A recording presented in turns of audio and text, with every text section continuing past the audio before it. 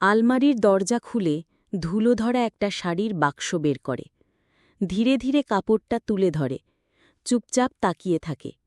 রাফি, দেখ তো, এই শাড়িটা চিনতে পারিস? শাড়িটা একটু চেনা লাগছে মা। এইটা কি সেই যেটা তুমি কোনো অনুষ্ঠানে পড়েছিলে? হ্যাঁ রে, তোর স্কুলের সেই নাটক মনে আছে? আমি দর্শক আসনে বসেছিলাম এই শাড়ি পরে। তুই তখন ষষ্ঠ শ্রেণীতে পড়িস, প্রথমবার মঞ্চে উঠিয়েছিলিস। ওই নাটকে আমি রাজা ছিলাম, আর সংলাপ ভুলে গিয়ে মাঝপথে মঞ্চেই কেঁদে ফেলেছিলাম। কিন্তু যখন তোমার চোখে হাসি দেখলাম, তখন সাহস পেয়ে বাকিটা বলে গিয়েছিলাম। আস্তে শাড়িটা গায়ে বুলিয়ে, তুই জানিস না, তখন তোর বাবা পাশেই বসা ছিল, সেও কাঁদছিল গর্বে। এই শাড়িটার পাটটায় তোর বাবাই কাজ করেছিল, বিয়ের পর প্রথম জন্মদিনে উপহার দিয়েছিল আমাকে।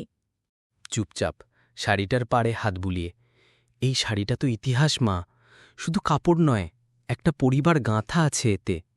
একটু থেমে গলার স্বর নরম হয়ে আসে। তোর বাবার হাতের ছোঁয়া আছে এতে।